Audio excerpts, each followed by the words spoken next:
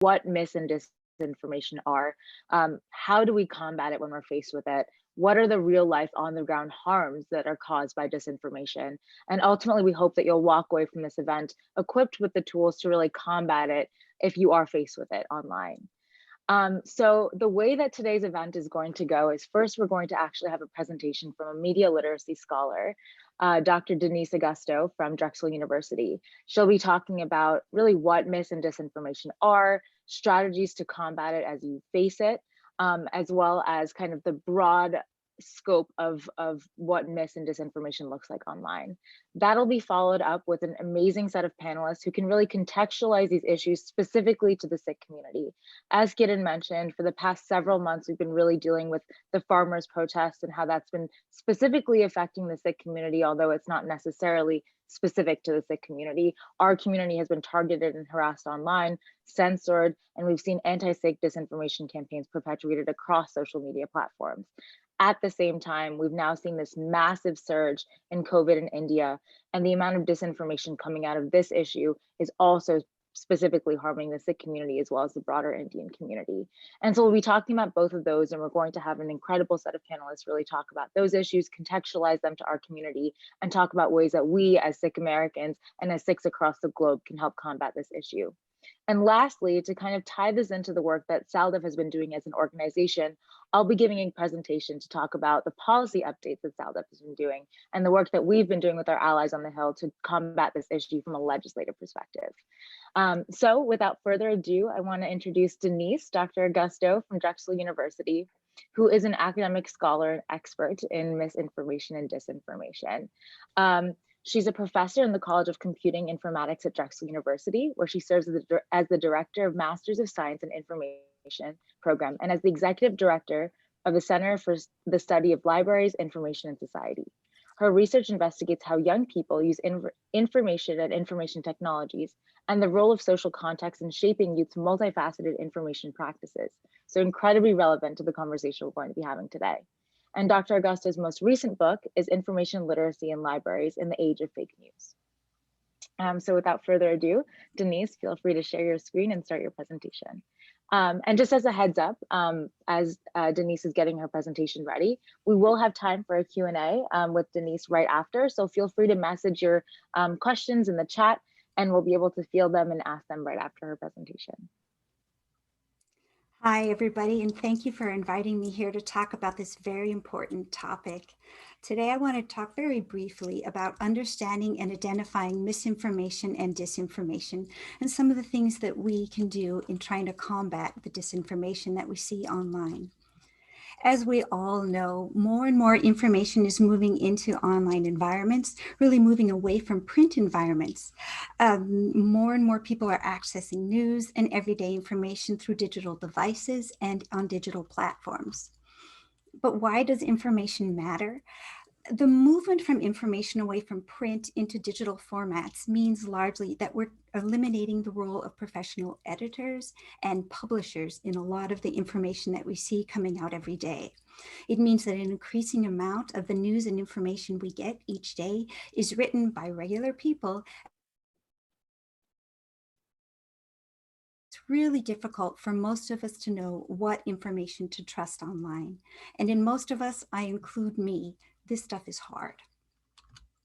But first, before we can talk about what to do about misinformation and disinformation, we have to define them.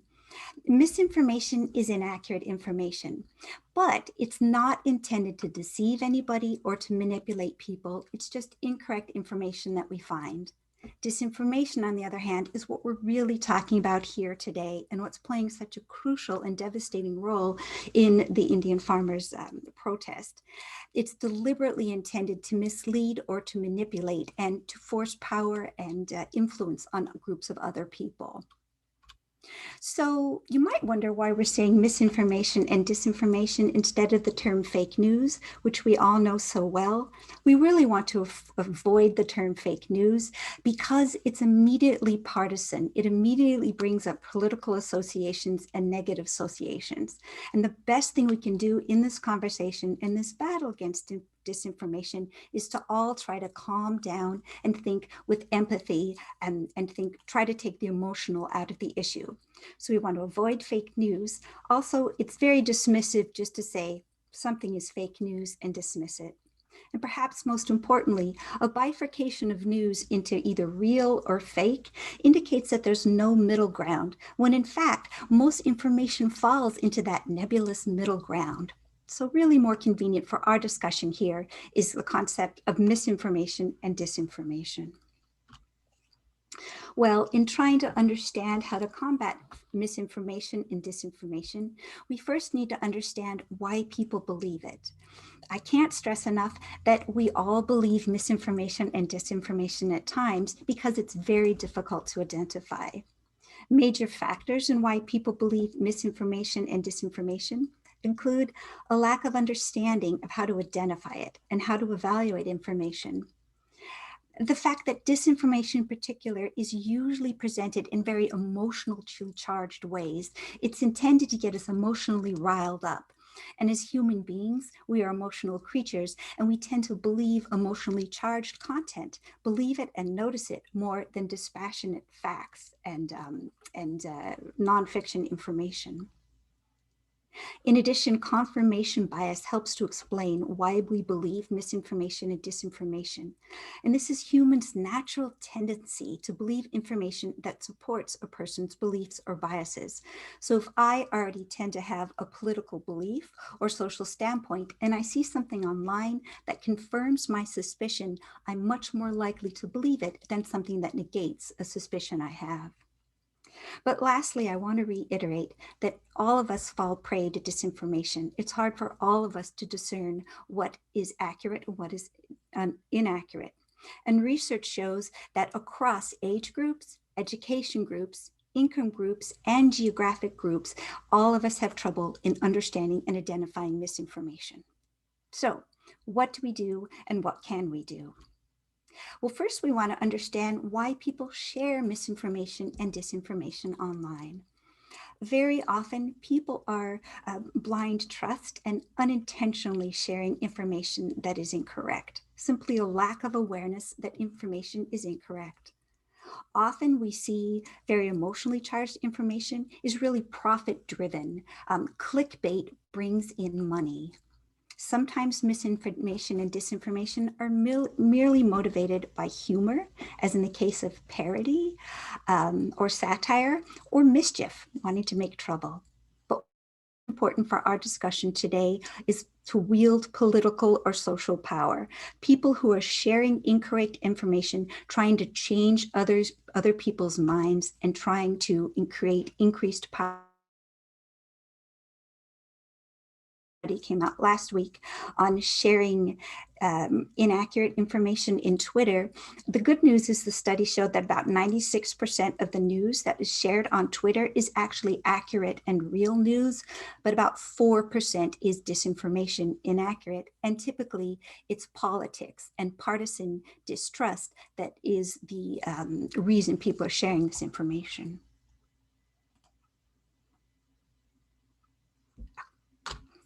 Okay, so the first thing we can do to combat misinformation and disinformation is just practice identifying it.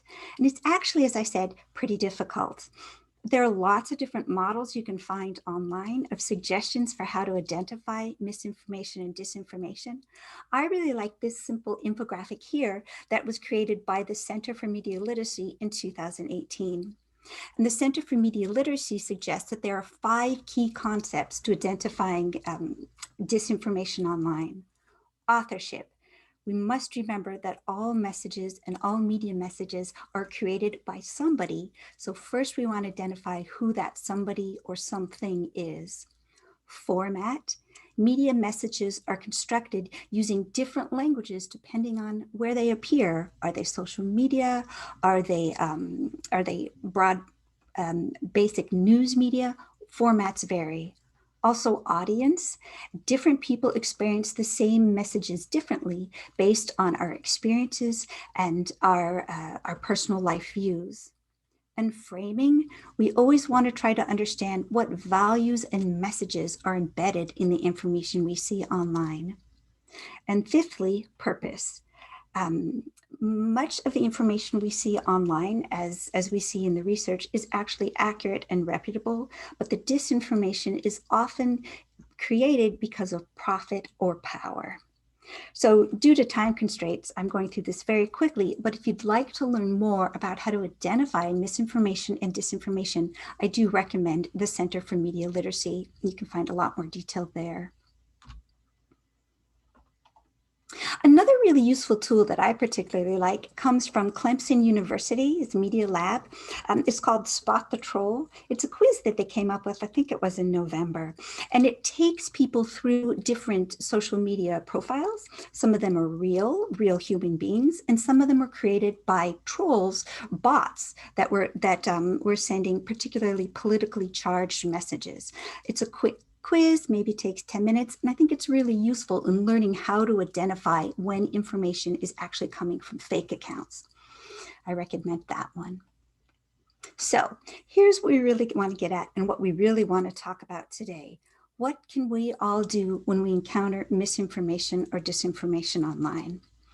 Well, first is verify the information. Never share information or engage in discussing it until you're sure that it's actually accurate. This is where you go back to some of those models, like the 5 prongs from the Center for Media Literacy, in trying to verify information. Second, the Stanford History Education Group using lateral reading. And here in these notes, I have about a 3.5-minute video linked to the end of the presentation that teaches you how to do lateral reading. Stanford History Education Group did a rather large-scale study in which university undergraduates and professors were asked to evaluate the accuracy of websites, and professional fact-checkers were asked to evaluate the accuracy of these same websites. The majority of the professors and students were not able to identify which websites were accurate and which ones were inaccurate. But the fact checkers, to a number, were really able to very quickly determine what websites were authoritative and which ones were incorrect. The reason the fact checkers were able to determine so quickly was they used a technique called lateral reading. The professors and the students tended to look at a website and really go through it in detail, to go through all the tiny print and get stuck in the weeds of that website.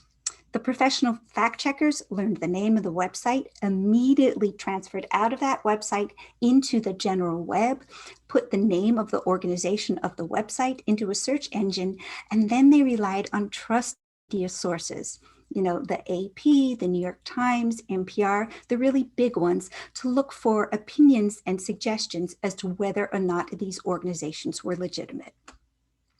So the point here is you want to look for other sources to confirm the legitimacy of any people or agencies of information you see online before you share it. And again, if you're interested in learning more about lateral reading, you can watch the short video I have linked to this presentation.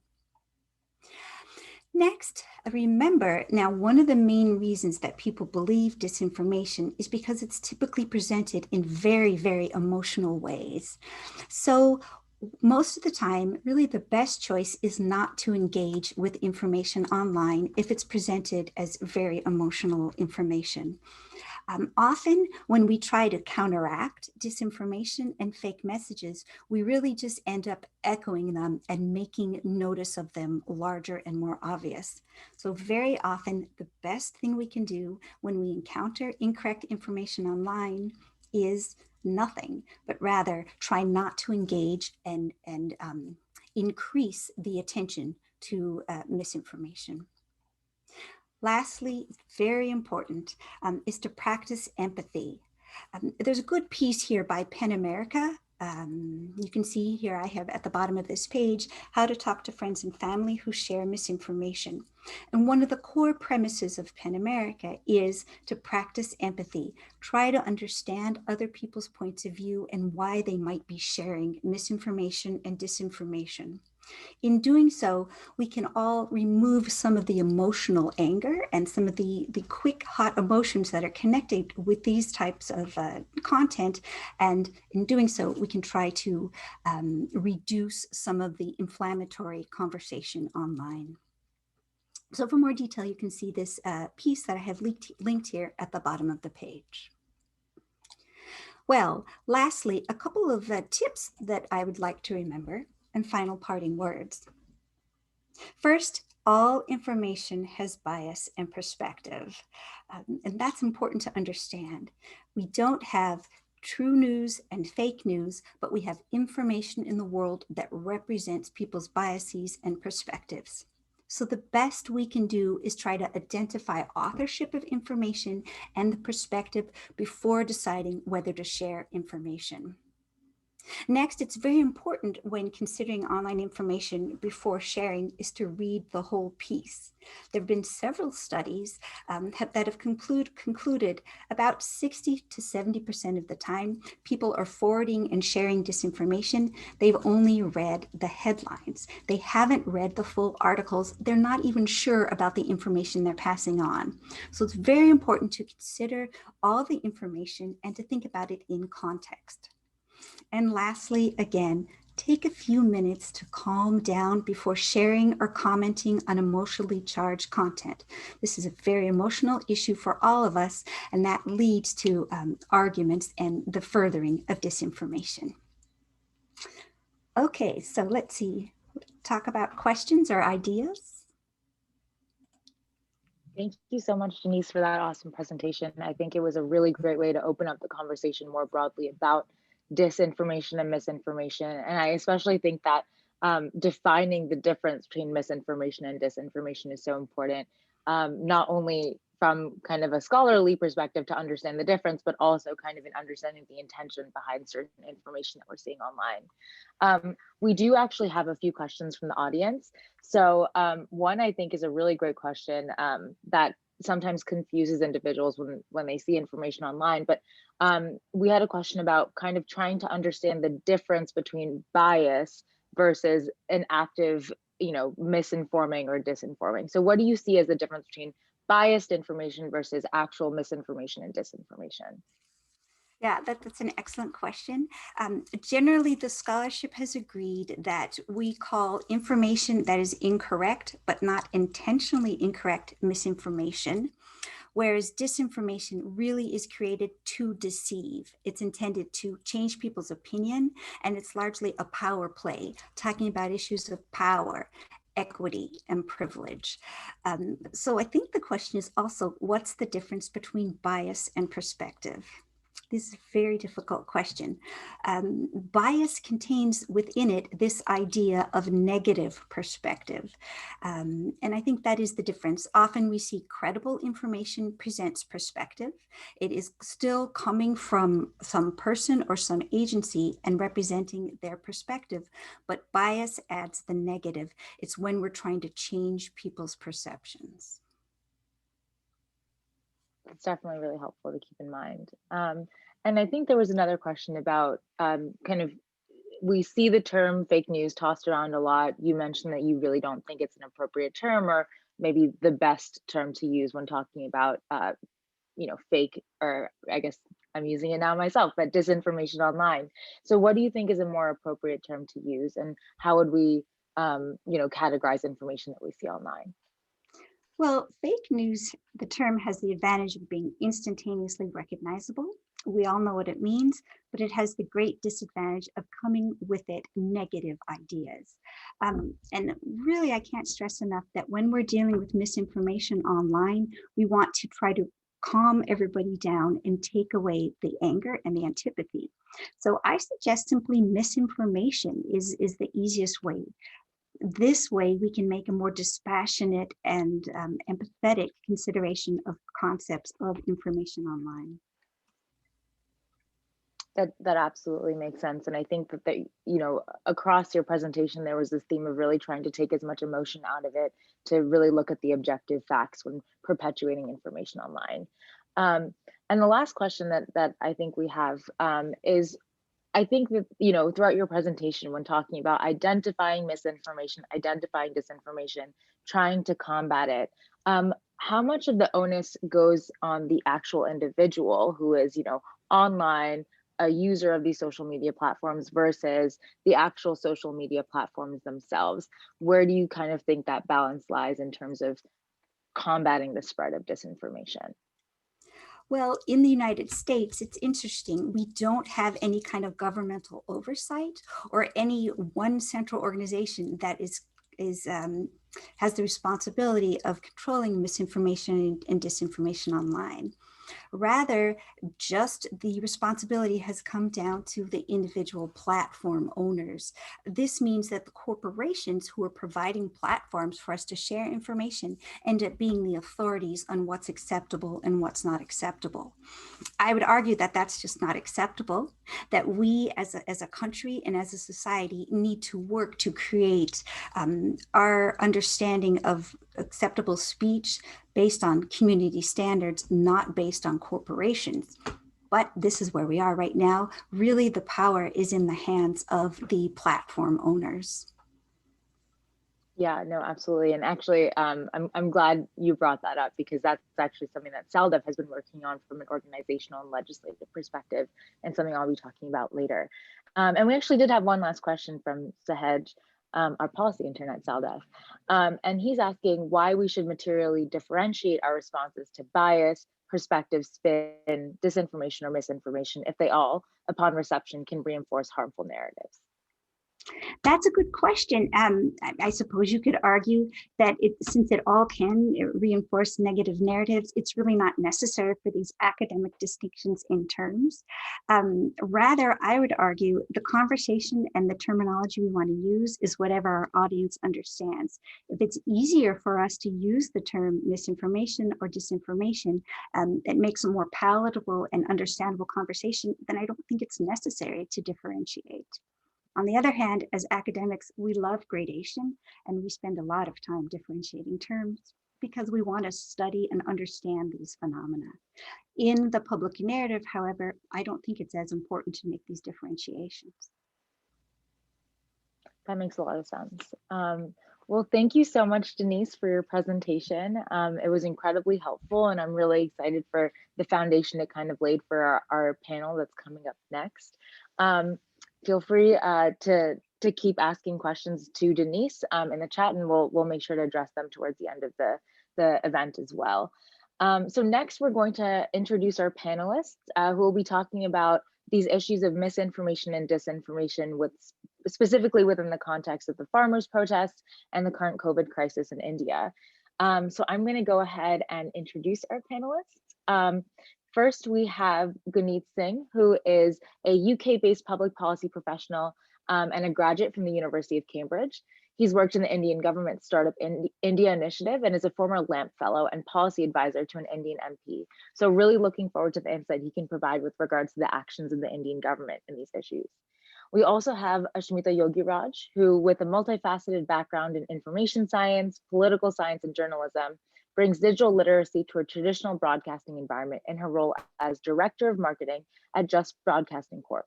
In her current role, Yogiraj exercises research-heavy methods to develop content for the company's main networks, Just Punjabi TV and Just Hindi TV.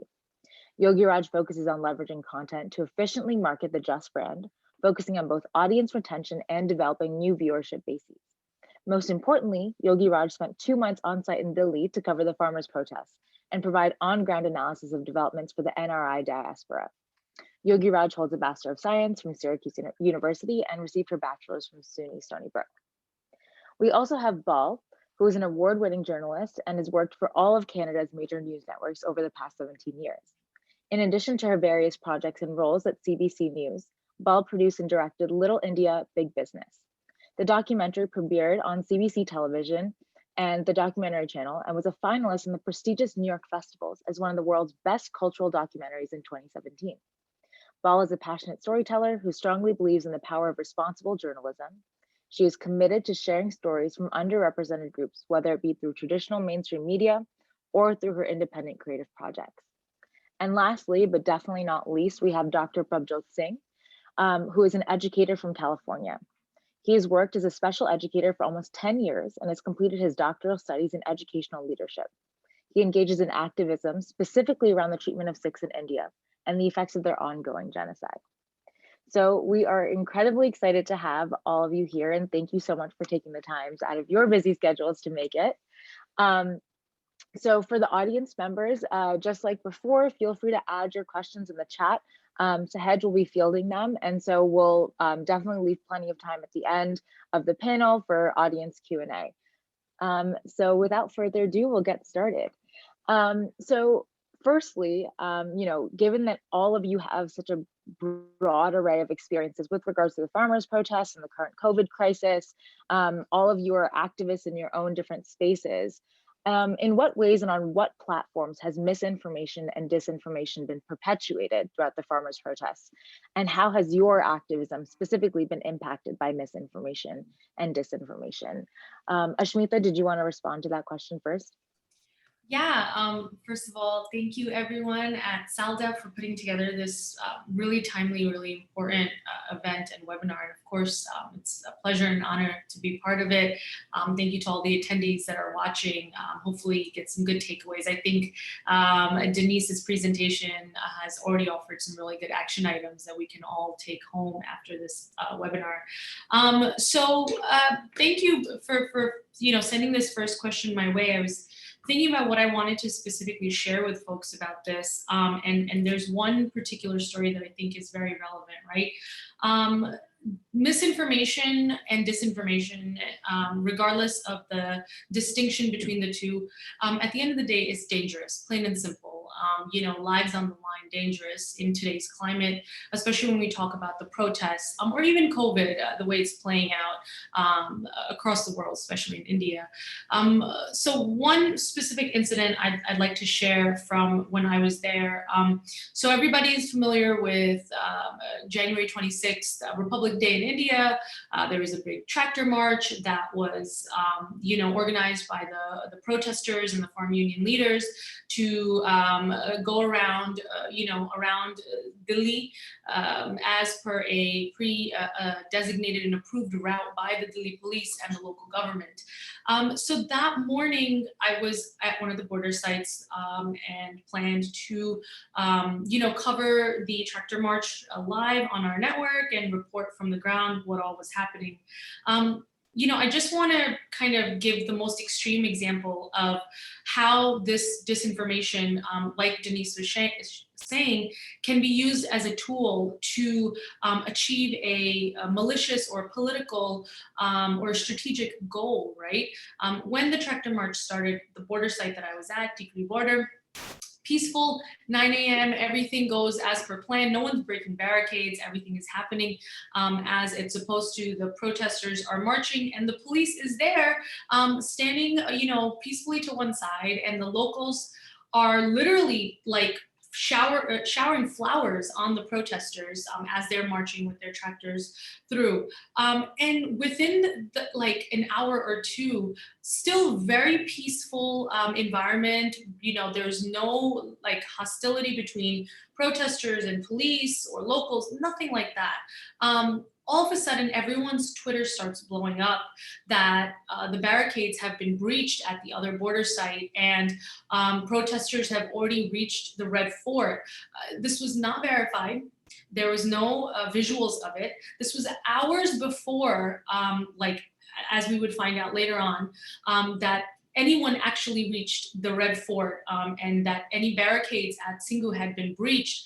And a whole host of actual information and facts came out in the days following. But in that moment, seeing all those messages on Twitter, it changed the mood entirely. Everyone went from peaceful march to, we got to get to the Red Fort. We got to support the rest of the protesters. And that changed from a peaceful march to now this very hostile march. Immediately after, there was clashes between protesters and police. We got tear gassed, we got, lathi charged, which is when the police run at you with their sticks and weapons and beat you up. But the point is, that was to me the most extreme and dangerous example of misinformation. Whether it was strategic, I mean, I don't see how it couldn't be. Obviously it's something it's hard to prove, but in that moment it accomplished a strategic goal, which was to turn something that was planned and intended to be peaceful and completely flip it on its head and change the mood into, this is a fight and we have to go support, our troops or something. And obviously the opposing forces, the security forces, they responded in a similar fashion. So that's my little anecdote, and that's how I personally was impacted in the most extreme way with the spread of misinformation. No, absolutely. And thank you, Aashmeeta, for sharing that. I think it's your insight as having been at the Delhi protests, I think is so incredibly unique. And I think what you've kind of alluded to quite explicitly is this idea that disinformation is not just the spread of inaccurate information online, and it doesn't just stay in that silo online. It has on the ground, real life harmful effects. And as you mentioned, lives are truly on the line. So I think that's really what we're trying to get at here, which is that it's not something that we can kind of just ignore and kind of live with, but it's something we have to actively combat because it is very, very dangerous in real life as well. And Dr. Singh, did you want to add anything to that question? Sure, yeah, I think number one, thank you for having me on. Honored to be here. I think what Dr. Agosto spoke about at the beginning is very accurate to the times, and especially with the narrative that we see coming out of India specifically, when it comes to both are dangerous, misinformation and disinformation are dangerous, but what we're seeing specifically come out of the Indian government, especially when it comes to COVID, when it comes to the farmers' protest, the attempt is to silence. The attempt is to, scare the people that are tweeting the truth. And I think that in its purest form is an example of disinformation. We're seeing the Indian government very purposefully put forth a narrative, and anybody that speaks against that narrative is persecuted. And I think we're seeing that throughout the farmers' protest. And unfortunately, as Dr. Agosto had mentioned, the authority figure in a lot of these things is the social media companies, the CEOs themselves. And the problem with that is CEOs that are kind of responsible for a lot of the information flow that we get are, now having financial interests with the countries where news is coming out from, and lives are truly at stake. So the disinformation coming out of India very specifically is now not only out of India, but now we're seeing it on social media platforms as well. So I think there needs to be some sort of regulatory body. I can speak from my personal experience on my Instagram page. It is very heavily shadow banned. I mean, I'm having my stories just blurred out saying it's sensitive content, and it could just be, very plain and simple writing. So we're seeing the Indian government and Indian bots actively kind of trolling the profile and banning it, and even tagging me is almost impossible. So if in 2008, when we had a financial crash, the government basically said we need to bail these banks out, they're too big to fail. I think we're facing a similar situation now where not acting on this and not creating some sort of regulatory body around social media platforms is costing lives, and it's frankly dangerous. So if those banks were too big to fail, these social platforms are too big to not regulate. So I'll end off with that. Thank you, Dr. Singh. And I think, what you were talking about in the beginning about kind of this, behind the scenes shaping of the narrative is also a sense of, I guess, also a form of disinformation. It's not just about the perpetuation of inaccurate information, but it's these, people behind the scenes trying to shape the narrative to prevent accurate information from being spread. So I think that's something that's really important to consider as well. Bal, did you want to add anything to this question? Just going to say, as Aashmeeta was talking, I was thinking, wow, it's not just India. It brought up a story in January when the farmers' protests and everything was really heightened.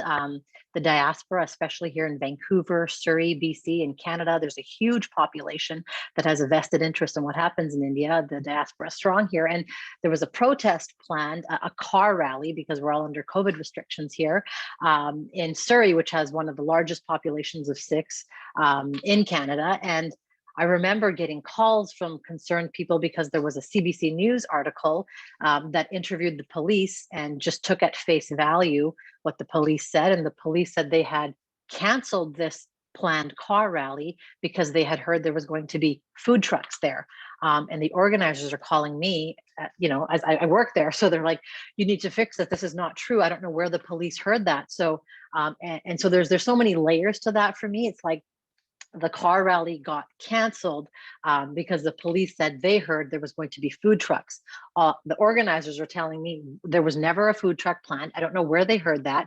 The fact that your colleague took what the police said at face value, that story is so damaging to us because it, misrepresents an entire community, saying that we're, not really listening to COVID restrictions and we're protesting, etc. So there were so many layers to that, but just that rumor, I don't know where it came to. The police got it. It canceled the car rally. It really took the air out of a lot of folks' energy. And so there's the power of misinformation and disinformation, right? It can really, really thwart a lot of activism, a lot of community building at the time. So just as Aashmeeta was talking, I was like, wow, it's not just India where this stuff can happen, where emotionally charged misinformation and disinformation can have real life consequences. So that's just sort of one example. And a lot of how I've gotten involved in this has just sort of been through using my platform to share. And so I can talk about that a little bit later if you want, but it's for me, it's been a real lesson in how to catch up, because as a Canadian, born and raised in Canada, as a practicing journalist here, the type of news I would get from India, we would trust the legacy media, whether it's BBC, Reuters, etc., to have their correspondents and give us the snapshots from India. So, that would be the only sort of news that I would get in terms of knowing what's happening in India on a day-to-day basis, and what news is legitimate and which is BJP aligned and sort of pushing the government narrative.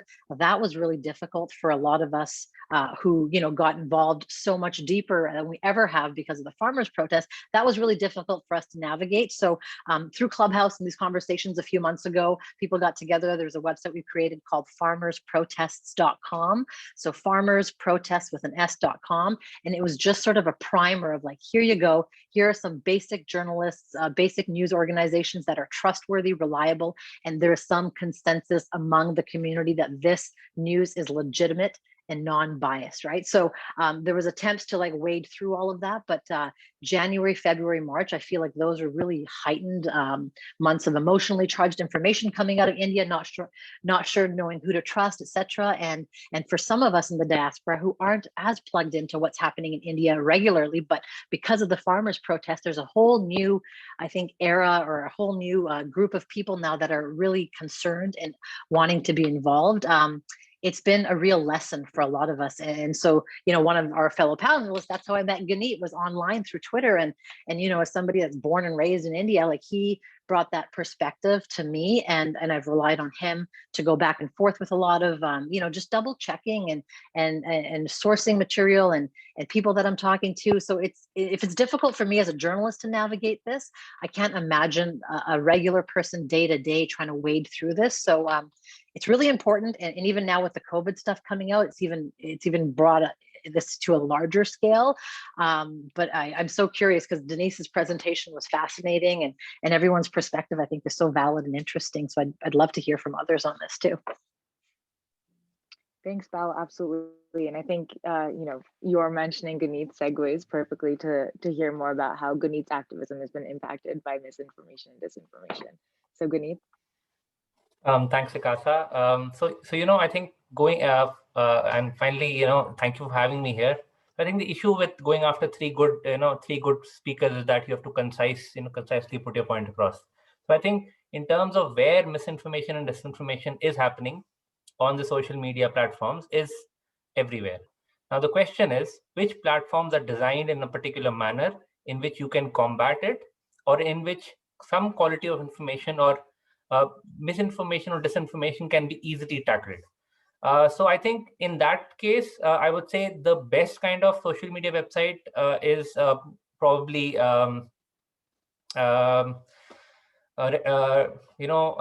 not just Twitter. I would say so. I am more active on Twitter, but I would say is where the user community can actually upvote or downvote certain kind of stories as having quality or not. So I think it is it is in that. So Reddit, I think I would say is probably a platform wherein quality content comes on the top and others go down.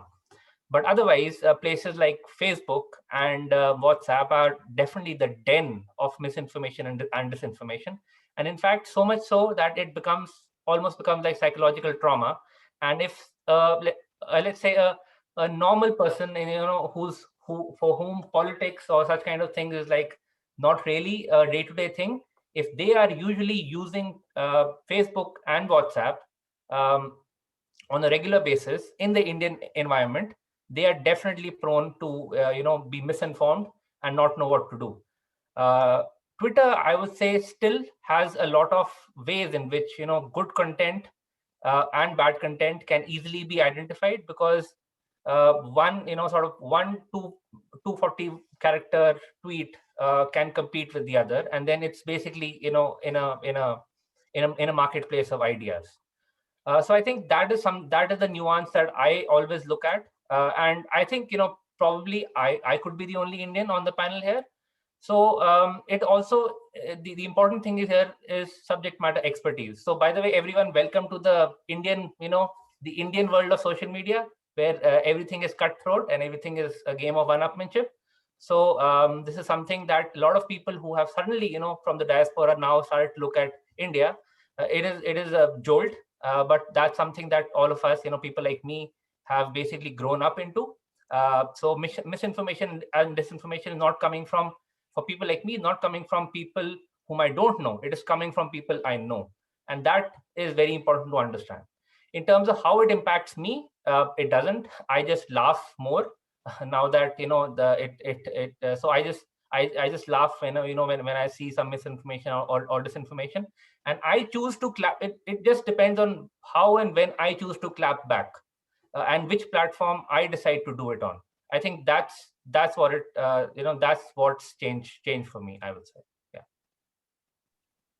Absolutely. Thanks, Guneet. And yeah, I think it is your insight in having worked with the Indian government, I think is really critical. And so kind of moving into this next question, I want to direct this at you first, which is who is primarily responsible for perpetuating mis and disinformation, specifically about the farmers' protests, but later on, we'll also kind of talk a little bit more about the current COVID crisis as well. So in your experience, Guneet, who have you been seeing perpetuating this sort of false information online? Well, I don't know what the other panelists will say, but let me go out and, give my thesis. And it's that, I don't think the government is, the government, of course, is doing what it's doing. But I think misinformation and disinformation is happening more from ordinary folk. Disinformation, of course, campaigns by people who are ideologically committed to defeat the farmers' protest, which is basically what the farmers' protest is all about, right? What is it all about? The farmers' protest is about these neoliberal bills will completely dismantle the agricultural system that exists in India, and especially in the northern states, one of which is Punjab, where a heavy procurement happens. So the question is, who stands to gain from these laws coming out? Once we realize that it is the corporates and the heavy machinery which is actually backing the BJP, that's when we know in whose interest the laws have come out. It is not in the interest of the farmers. So now that we know this particular point, we know that, okay, who will be generating the disinformation? Now that we know who, so I think Professor Denise did a perfect job in trying to layer it out. And I think if we can just use her, let's say, models, and just work on that, it is very, very easy to figure out all these things. Okay, so what do I do? I know that when I see a particular news story, if it's in the Indian realm, I can easily say whether it's what kind of tilt or let's say what based on the framing of any two lines that comes out of Indian media or anything that gets circulated, people who are in the system, they can easily figure out, okay, how was it framed? So I will say that when you are in certain, like let's say WhatsApp groups. So in India, WhatsApp is a big thing, and anyone who has to talk to anyone, they have to be on WhatsApp. So if a forward comes and is framed a certain way, you can easily know that this is happening. But now the question is, I've been away from home for a year and a half, and my mom sends me a particular WhatsApp forward asking, "Hey Guneet, is this true?" And I immediately get to know that who has sent this to her in my head, and why is she sending it to me, and why, and these things never used to happen like 3-4 years ago. So that clearly means that slowly there is this poison that is being spread through platforms in which our own parents and all are there, and it's framed in such a nuanced manner that it comes back to us. And then if you're not trained, and so my mom is a head teacher, so she's not into politics, but in the sense that I am being in the entire policy space. So then I immediately catch on to it and then tell her, exit this particular group, or send this message if you can't exit that group. So that's sort of how I do it. But then coming back to your initial thing, yes, some of it is generated by the government of the day and its acolytes, but it's basically our own friends and family that propagate it. I think that's a really great point, and kind of, I think we oftentimes like to think that it is like these huge government machines perpetuating these narratives, and to a certain extent they are, but we also see this further perpetuated by ordinary individuals. Aashmeeta, I am curious, given that you were on the ground in Delhi, to hear about who you believe was perpetuating disinformation specifically about the farmers' protests. So I think, to name any specific actors would do injustice to the fact that A, it's a developing situation, and B, I think, you take your pick, right? Whether you want to say BJP, IT cell, which is, this massive body that it's essentially like a shadow body, like we cannot, define its parameters, or whether it's specific opposition parties like the corporates, like the government, like certain government affiliates, or if it's ordinary people like these uncles, aunties, these people that don't know any better, that maybe they did vote for the BJP and they believe the promises, and now they're having a hard time coming to terms with the fact that the party that they chose and voted for, that made all these promises to them, would do something that doesn't align with their current environment or ideology, right? So in terms of who is perpetuating it, I think I'm gonna, totally agree with Guneet here. We have to see who has the most to gain from that particular situation.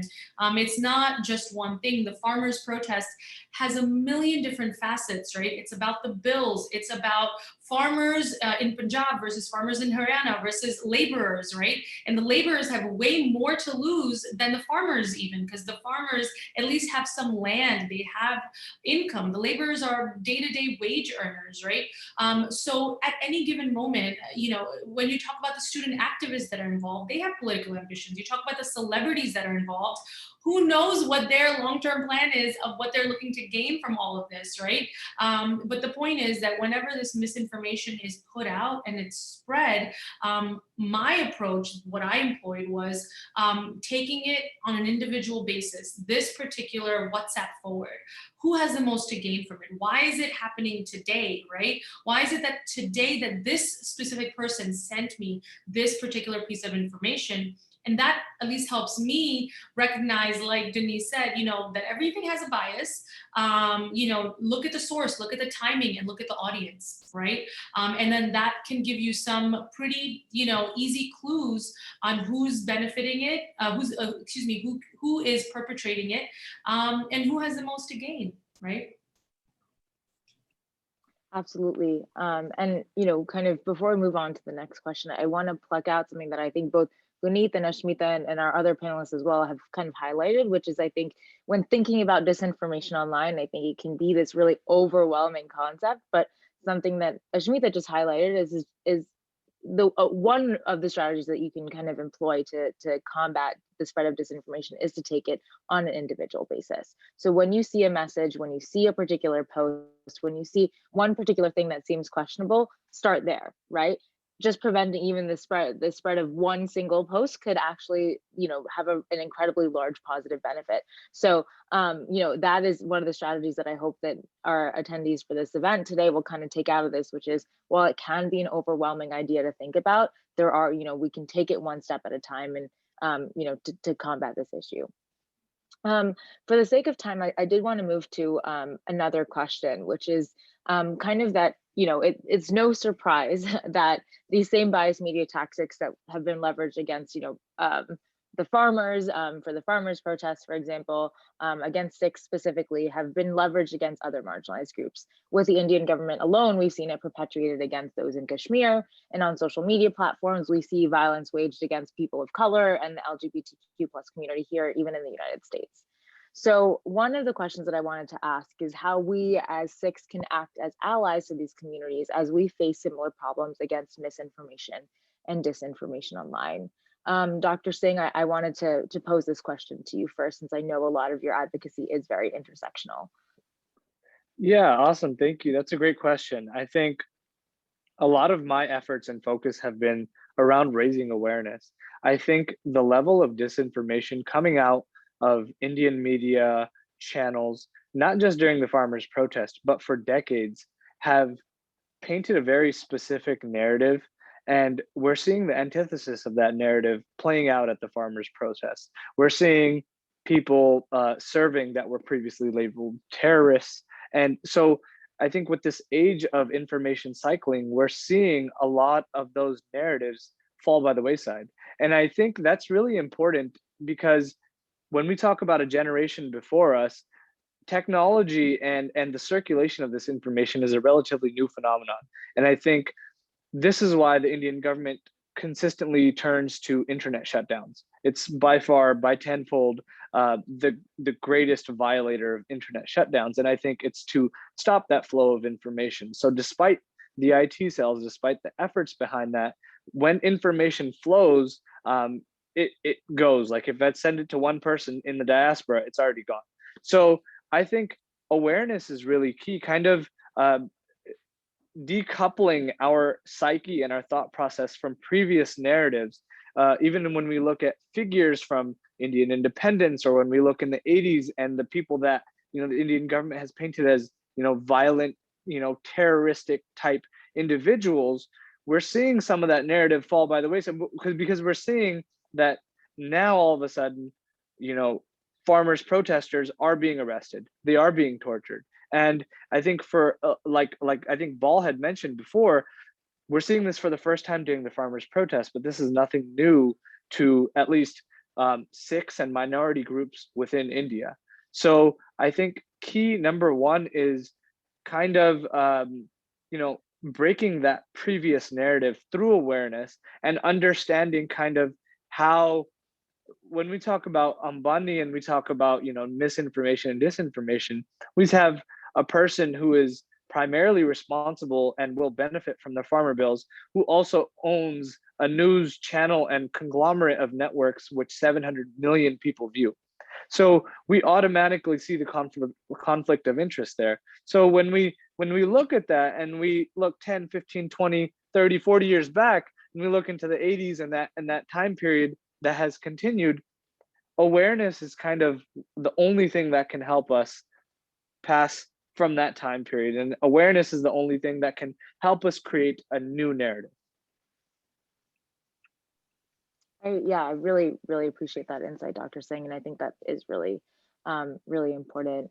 Bal, I wanted to ask the same question to you and kind of also ask, as a woman who has been advocating on behalf of the farmers' protests, I know we talked a lot about individually, one-on-one, about how there is some semblance of intersectional activism, whether it is standing in solidarity with other communities that face the same issues, whether it is being a minority activist as a woman of color. So I wanted to ask a little bit more about your experiences, how you've been able to stand in solidarity with other communities, and also what your experiences have been like as a woman of color advocating for the farmers' protests.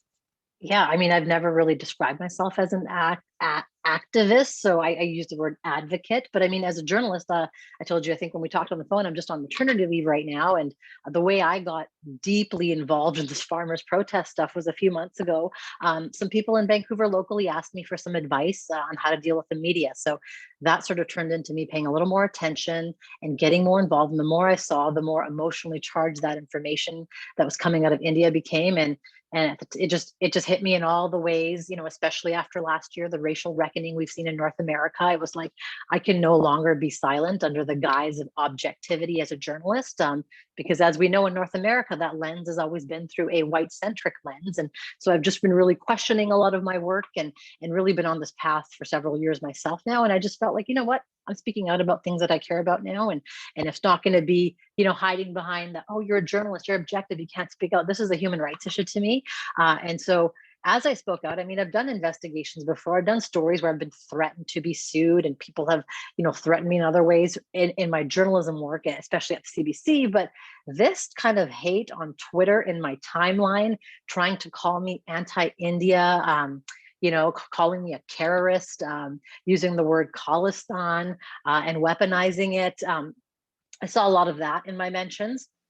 And so I mean, I look at it, and if you have criticism about my ideas or my work, I want constructive feedback. But it didn't faze me any bit because I'm used to some of that. But the length at which people made it really personal and tried to sort of discredit was a bit surprising to me, because it was new to me. Might not be new to Guneet or other folks in India, but to me it was like, whoa, what's up with this? Where's this going? Where's this coming from?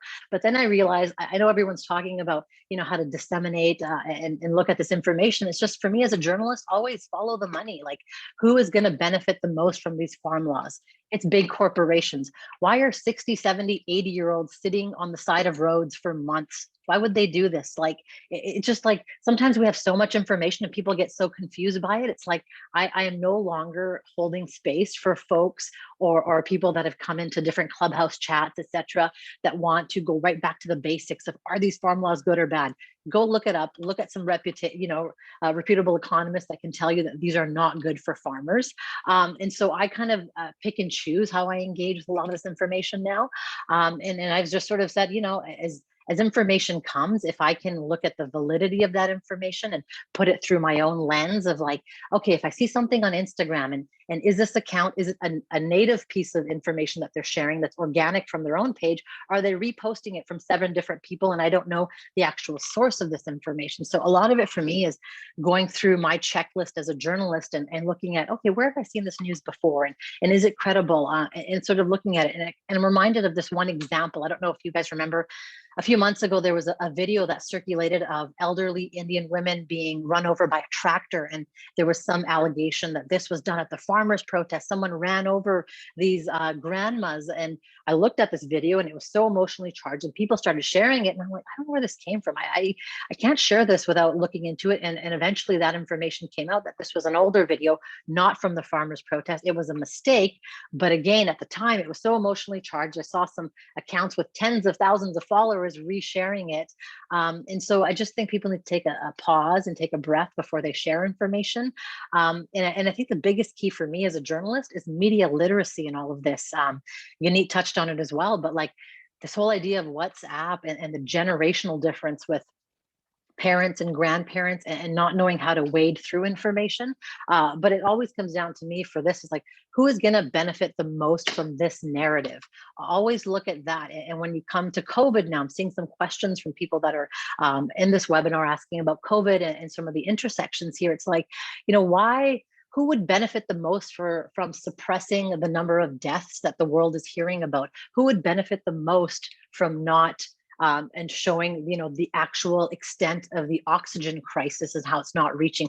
Who would benefit the most from all of this information not getting out? Well, it's the current government in charge that would benefit the most from the world not knowing the truth, right? So you just have to look at that, and drawing parallels to Trump, etc., right? Like the denial of absolute facts when you're just left shaking your head so much, and this term of fake news. And it's like, that's such an easy way to like not want to hear somebody else. The minute you just throw fake news on it, people shut down, right? So there's just so much out there, and I'm probably just swayed off of your question there, but it's just, this is the stuff that like is the most important, I think, as a journalist, which is like, you see all this now and it's so hard to combat it because the rate at which we're getting all this information is hard enough for a journalist who spends a lifetime trying to go through this, try to wade through it. So, I think Guneet was saying it's easy for him to do 1 or 2 sentences and be able to pull it out, but that is such a position of privilege for so many of us who can just look at that and say, oh yeah, because I've got that filter, I've got that background, I've got the construct. But for my mom and dad, my aunts and uncles, for my siblings, people that are around me day to day who just get news from their phone or, from 5 minutes on Twitter or Instagram, there isn't a high level of media literacy. And that is what scares me the most when it comes to farmers' protests, COVID, just a general state of information flow in the world right now, is that there's not a lot of media literacy. And that's why I think the work Denise is doing is so important. And the work of everybody else in this panel, just trying to uncover and share in their own little platforms or big platforms, depending on how big they are, just sharing real news and valid news, and making sure that your reputation stays solid, because I'm finding that even legacy media now is sort of losing some of the trust and legitimacy they had because of mistakes they've made, right? So I think reputation as journalists, people have moved more forward, that's going to be really important in this next era of informational warfare online. Yeah, and the farmers' protest just put that all in perspective for us, I think. I absolutely agree. I think that, something that all of you've alluded to is the fact that I think for the first time our community is collectively looking at these disinformation campaigns, but they've been going on for much longer than I think attention has been brought to them. And Bal, you brought up the current COVID crisis, and I think with all of what's going on in India right now and across the globe, I think we really would be remiss if we didn't specifically address that. So I wanted to ask the panelists, what have you seen with regards to disinformation spread about the current COVID crisis in India, and why is that dangerous? I think one of the things that I really want to hone in on in this conversation before we switch over to Q&A from the audience is, why is disinformation, specifically with regards to the COVID crisis, but if you would like to address the farmers' protests as well, why is disinformation spread dangerous? Guneet, did you want to answer this question first? Sure. So I think I think as Bal said, it's very important to see who gains from it. But at the same time, I think that's well known. So I will give very, very practical tips on what is going on in the COVID crisis in India, and actually who's spreading misinformation and disinformation. So disinformation is basically around trying to legitimize suppressing of news, or let's say suppressing of bad news in a very interesting spin.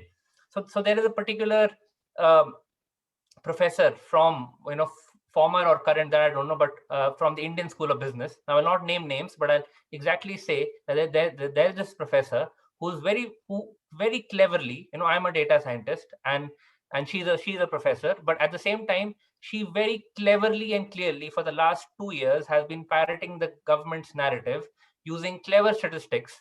And as a statistician myself, there is something called lies, damn lies, and then there is statistics. So she has been deployed by the government, or she's doing it out of her own volition, to actually spread the story that, okay, there is the case rate is now suddenly going down, and now suddenly so focusing on focusing on certain things like recovery rate, and is a clear sign of disinformation. So anyone if you hear them on the COVID crisis talking about the recovery rate rather than the people who are infected, they are spreading disinformation.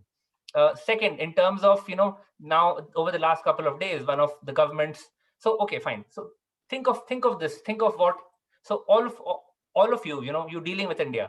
India is basically a totalitarian society, a totalitarian government, and the people really the mindsets of the people in India are very, very different to those in the West, where openness and democracy is really something that people can live with. Difference of opinions is welcome. In India, that's not the case. In India, any kind of difference of opinion is taboo, and you're basically supposed to just shut up and not just not talk about uncomfortable things.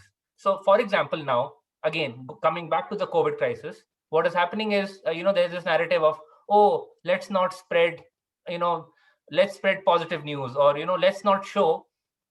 For example, yesterday there is this um, government propagandist who is the head of the Nehru Center in London, and he's a multi-million dollar or let's say multi-million bookseller. Again, I will not name him. He has very cleverly linked the fact that there is something to do with dharmic traditions of cremations, and how it's so it's such a cultural ethos, it's such a Hindu and dharmic thing, and we should not be broadcasting it online. And then he's very cleverly tried to put a religious spin to it, but he's being called out on Twitter for that. Now, these things are easy to call out, and sort of a game of one-upmanship is very easy on a place like Reddit and Twitter. But at the same time, what proportion of people are on Twitter? It's only 700 million people all over the world. You will find 500 million people on WhatsApp in India. When the same thing is actually sent on a WhatsApp thing, it becomes weaponized, because suddenly people start saying, oh, they attach what is happening, they attach speaking truth about COVID to their religion, and suddenly they keep quiet. So I think it's experts with hundreds of thousands of followers who actually know how to spin it using their own let's say game of expertise. That is exactly how the government, using its acolytes, are spreading disinformation, whether in the COVID crisis in India or the farmers' protests or anything to do with India in the first place, because at the end of the day, it's a totalitarian society.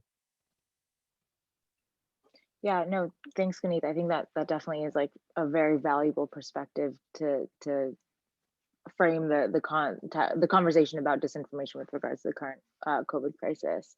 Aashmeeta, did you want to add anything about your perspectives on the disinformation campaigns that are being perpetuated with regards to the COVID crisis? Yeah, I think it's like the old adage goes, never waste a crisis, right? So on one hand, there is the actual literal crisis of COVID mismanagement, folks dying, the healthcare infrastructure breaking down in India, as thank God for social media and reputable news outlets that are getting that information out, that we are all able all over the world to see that. But on the other hand, this talking about misinformation and disinformation, that crisis has been weaponized to paint the farmers' protest as something that it isn't.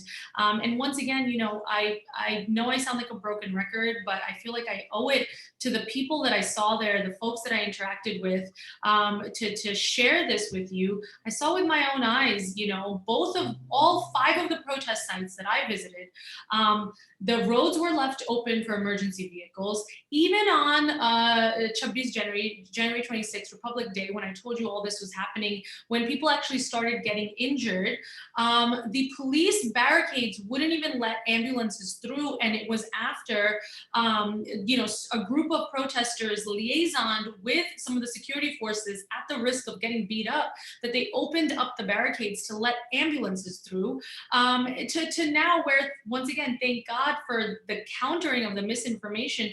But folks, you're hearing these stories online, once again, that are perpetuated for political means or for an agenda or as part of a larger strategy, using the COVID crisis to make the farmers' protests look bad, whether it's that they're blocking roads so oxygen tanks can't get through, whether they're, creating, spreading the disease more.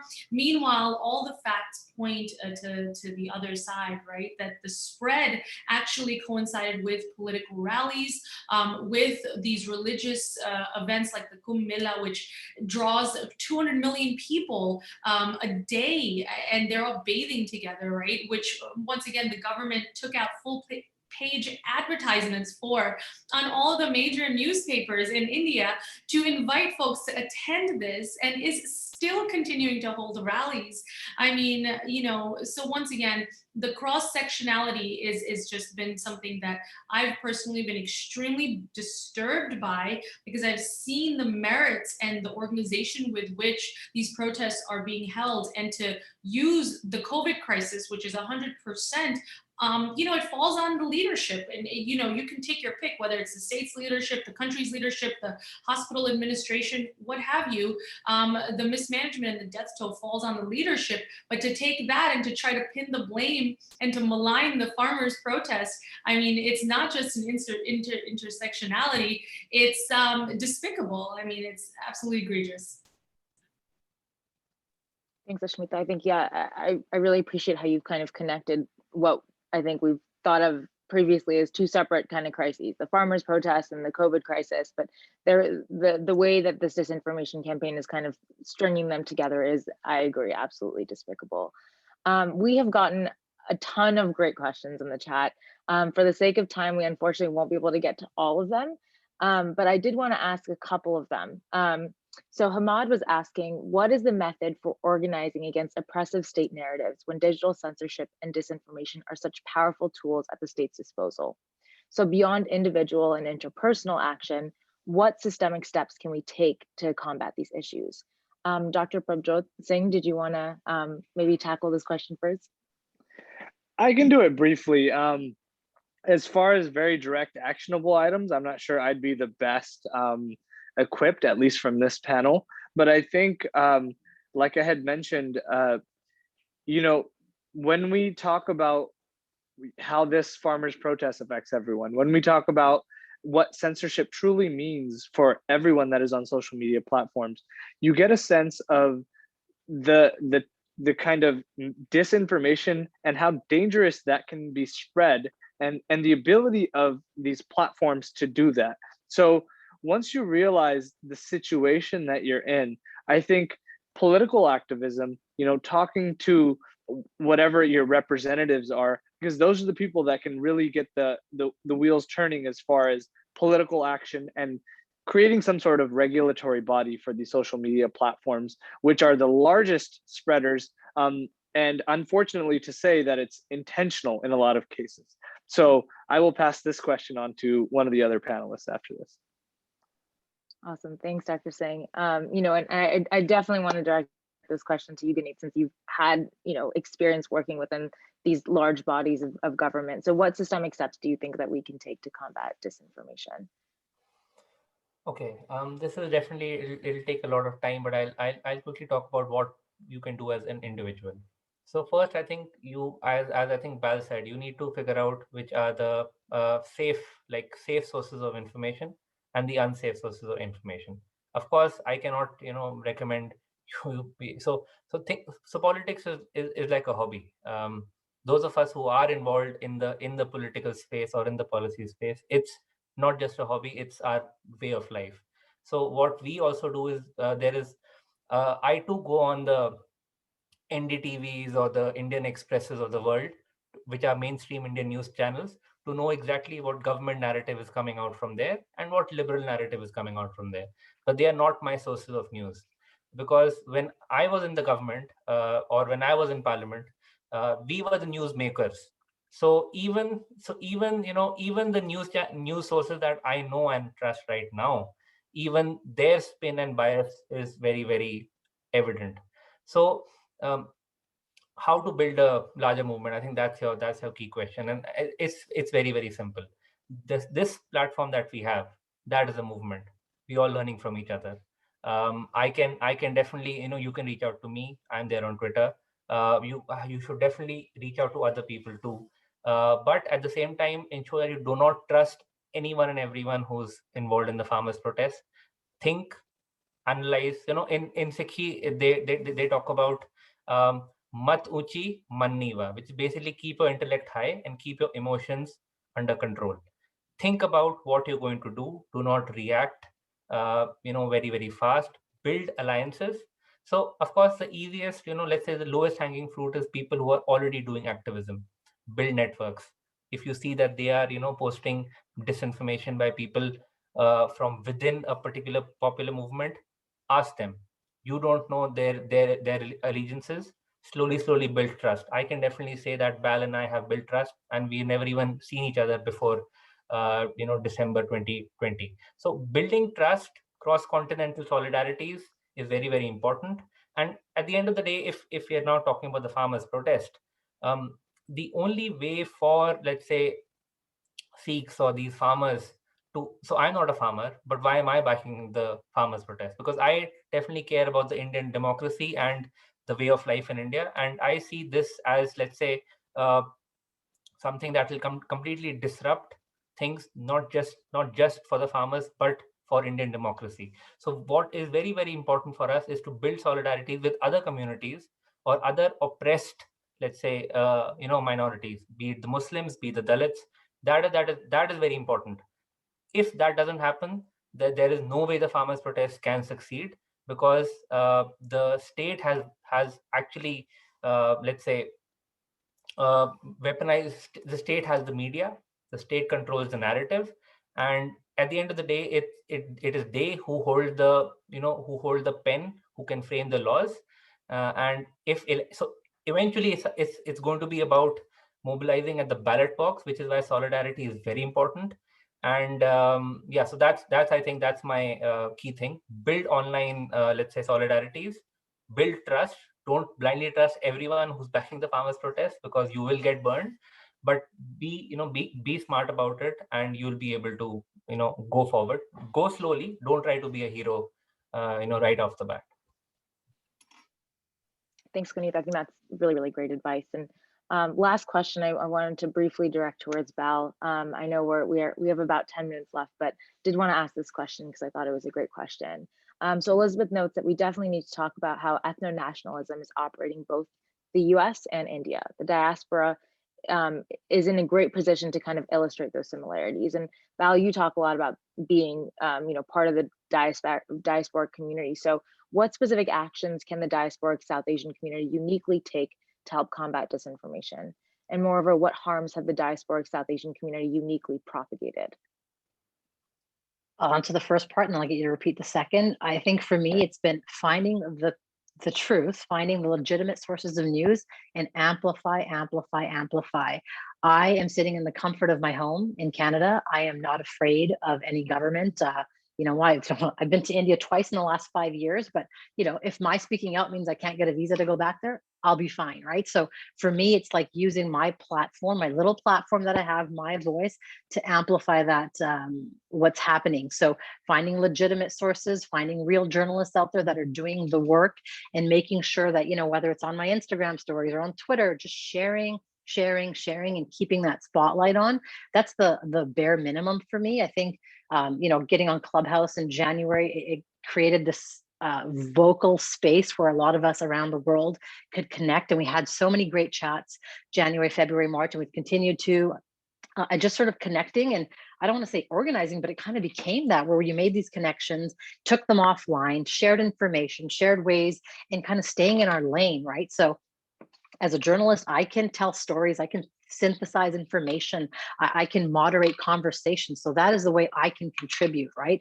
I'm not going to be sitting there policy analyzing. That's what I bring Guneet on to Clubhouse for. Lay it out for us. You're the expert in the policy. I can bring out the right questions, right? So that's that part that I feel like in the diaspora, we can continue to shed the light. I think Prabhjot said it as well, in terms of like information and awareness, right? Like that is the bare minimum, is just amplifying and keeping that spotlight on it. And for me as a Sikh, like I've never, openly spoken about my faith and my work. It's just obvious through the type of work that I do that this is part of what I believe and sort of my way of life.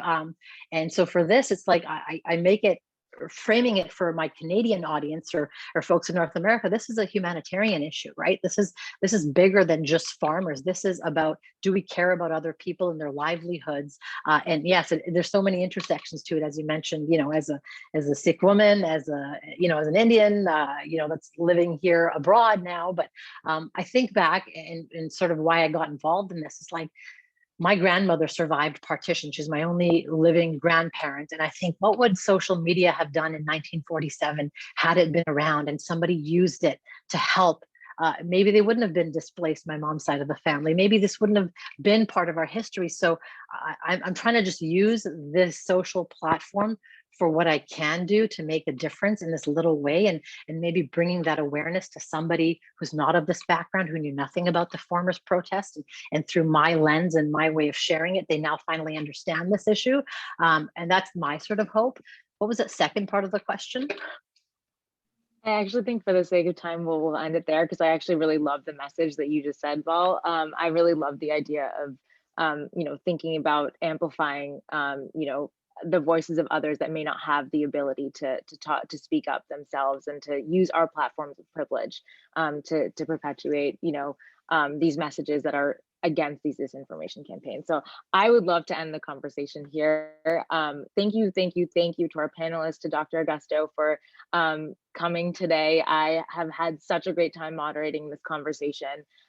Lastly, I will be ending with a little bit of a brief policy update on what SALDEF has been doing, but I will keep it brief for the sake of time, so we do end on time. But thank you. The conversation was incredible, and I'm so sad that we have to cut it short. But thank you, Denise. Thank you, Dr. Singh. Thank you, Bal. Thank you, Guneet, and thank you, Aashmeeta. So I will briefly share my screen so that we can, talk a little bit more about the work that SALDEF has been doing that's specifically relevant to combating dis and misinformation online. So SALDEF has really been looking at the spread of misinformation and disinformation on social media platforms. What we've noticed, especially over the course of 2020, was a systematic censorship and simultaneous spread of hate speech and disinformation against the Sikh community. And we figured that, as one of the main representatives of the Sikh American community, especially in the Washington, D.C. area, that this was an opportunity for us to work with our allies on the Hill to really combat this issue from a legislative perspective, kind of in the way that our panelists have mentioned. So what we actually were working on was, on March 25th, there was a House Energy and Commerce congressional hearing that was really trying to get at what is social media's role in promoting disinformation. And so this kind of came after the January 6th insurrection, where we saw that a lot of this hate speech, a lot of these sentiments, against the results of the election and everything like that was actually perpetuated online, specifically through YouTube and Facebook and Twitter. And so the CEOs of Facebook, Google, and Twitter were actually testifying in this House Energy and Commerce hearing to really see, for our congressional members to really see how exactly these platforms are perpetuating harmful violence on the ground. And so what SALDEF decided to do was kind of use this as an opportunity to amplify our policy priorities and to work with our allies on the Hill to actually amplify the issues that Sikh Americans are facing. And so Dr. Singh and Bal and all the panelists today have talked about just raising awareness and educating people that actually have the ability to affect change about the issues that Sikhs are facing. And so our policy priorities at SALDEF are kind of threefold. One is just obtaining data. So, in 2020, we know that hashtag Sikh and hashtag Sikhism, for example, were blocked multiple times on multiple social media channels. But the extent to which they were blocked, why they were blocked, for how long they were blocked, on what platforms they were blocked is really unknown, because there is no specific body that's able to do this research, right? And there is very little data coming out at the moment from these social media platforms. So really what SALDEF wants to do at its very core is just kind of obtain data. And then along those lines, through our ad hoc research, through our own work that we've been doing as an organization, we've realized that there are a lot of algorithmic inconsistencies in how these social media platforms censor information and perpetuate disinformation. We've seen terms like Shaheed and Khalistan, and a lot of relatively benign Sikh terms actually be censored online for no reason other than that they are not recognized or deemed appropriate by these social media platforms. And so we really want to work both with our legislators and these big tech companies to ensure that cultural competency is implemented into their algorithms. And lastly, after these policies are implemented, after these big tech companies agree to committing to cultural competency, to giving us the data that we're asking for, we want to hold them accountable. We want to make sure that the policies that they're putting in place are actually being implemented in a way that benefits communities that are otherwise marginalized. And so, as I mentioned, SALDEF decided to work with its allies on the Hill to actually help draft lines of questioning and submit questions for the record during this congressional hearing.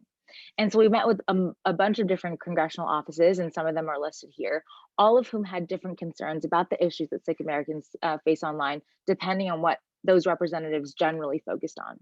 So for example, Representative Bobby Rush's office is really concerned with civil rights. And so for us, we had a great conversation about the intersection of social media and the marginalization of communities online with civil rights. So kind of balancing First Amendment rights with the protection of minority communities. Other offices were kind of really fascinated by the intersection between foreign government initiated censorship and the censorship of Sikh Americans and American citizens more broadly. And so each of the offices that we met with had a really specific interest that kind of aligned with SALDEF's policy priorities more broadly. But because of this, we were able to really draft a multifaceted line of questioning and ultimately submit questions to the record that were drafted by SALDEF in order to get more information to obtain data and hold these social media companies accountable. And so with this information, SALDEF will be publishing a report on our research about the censorship of Sikh Americans online and Sikhs more broadly. And so the next steps moving forward from here is, as a lot of our panelists mentioned, continue educating our Congress members and these big tech companies about the issues that Sikhs are facing online. We also want to continue interfacing with social media companies about their policies. So not only helping them stay accountable to their policies, but making sure that we're implementing new policies that actually promote cultural competency. And lastly, taking all the data we've obtained through working with Congress members for these congressional hearings, the data we'll obtain from our questions for the record, and the other conversations that we've had with these big tech companies. We want to advocate for stronger legislation, both at the state and federal levels, that will protect not only Sikh Americans, but marginalized communities more broadly online. So I know that was a very brief presentation, but I did want to make sure that we ended on time. So if you have any other questions about anything we've discussed today, all of the social media information for our panelists is on SALDEF's Instagram page and our Facebook page. So you can feel free to follow them on Twitter, follow them on Instagram. I know there were a lot of really great questions that were asked in the chat, and I'm so sorry we couldn't get to all of them, but please feel free to send them our way and we'll direct them towards our panelists, or you can directly message them to the panelists on social media. As Guneet mentioned, you can reach out to him directly on Twitter, and I'm sure the other panelists feel the same way. So with that, I will end this webinar. Thank you so much to our panelists. Thank you, Denise, for your presentation. Thank you to our attendees for making it to our very first SALDEF Speaks webinar, and we're looking forward to seeing you at the next one. So with that, I will say Raguji Kakosa, Raguji Kifate. Thank you everyone for attending.